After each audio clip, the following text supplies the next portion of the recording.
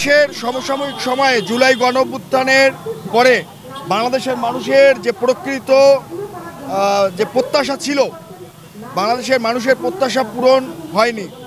বাংলাদেশের মানুষ তারা দ্রব্যমূল্য নিয়ন্ত্রণে চায়, দ্রব্যমূল্য ক্রয় সীমার ভিতরে চায়, তারা আইন শৃঙ্খলা, একটা নিরাপত্তা, তাদের জানমালের নিরাপত্তা চায়। কিন্তু আজকে কিন্তু বাংলাদেশের জানমালের নিরাপত্তা নেই।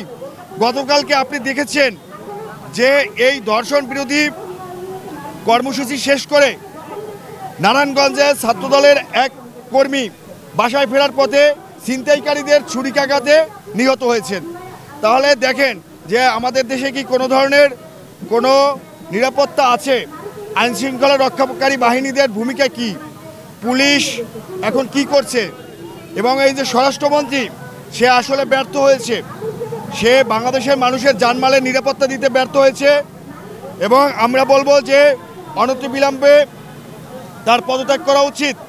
এবং শুধুমাত্র এই স্বরাষ্ট্র উপদেষ্টা পদত্যাগ করলেই বাংলাদেশের আইন শৃঙ্খলার উন্নতি হবে না।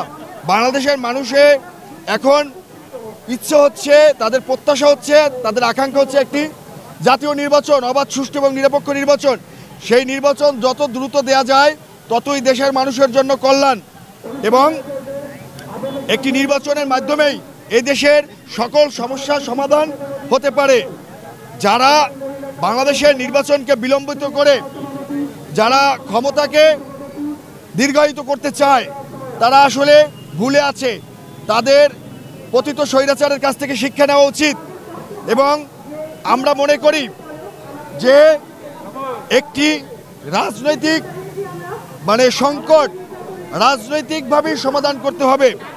বাংলাদেশে আজকের যে আইনশৃঙ্খলার অবনতি হচ্ছে, আজকের যে খুন, ধর্ষণ এবং ছিনতাই, চুরি, ডাকাতি যেভাবে বেড়েছে, তাতে কি আপনার মনে হয় যে এটা জুলাই বিপ্লবে যারা অংশগ্রহণ করেছে তারা খুব তৃপ্ত আছে, তারা খুব খুশি আছে? তারা অনেকেই কিন্তু বলতে শুরু করছে যে এটা তো আমার কাঙ্ক্ষিত বাংলাদেশ ছিল না। বাংলাদেশের মানুষ আসলে সাম্য, মানবিক মর্যাদা এবং গণতন্ত্র এবং আইনের শাসন চায়। সেটা প্রতিষ্ঠা করতে হলে নির্বাচনের মাধ্যমে প্রতিষ্ঠা করতে হবে। নতুন রাজনৈতিক দলের নেতৃবৃন্দকে অনুরোধ করব, আপনারা গণতন্ত্রের পথে আসুন, আপনারা জনগণের কাছে যান এবং অন্যদের অবদান ছোট না করে আপনাদের অবদান আপনারা তুলে ধরুন। বাংলাদেশ জাতীয়তাবাদী ছাত্রদল জুলাই বিপ্লবে যে অবদান রেখেছে তা কিন্তু তারা কখনোই বলতে যায় না। কিন্তু আমরা মনে করি যে বাংলাদেশের মানুষের প্রকৃত প্রত্যাশা হচ্ছে একটি নির্বাচন এবং তারা আইনের শাসন চায়, তারা ন্যায় বিচার চায়, তারা জানমালের নিরাপত্তা চায়। সেটার জন্য সবাই মিলে একসাথে কাজ করা উচিত।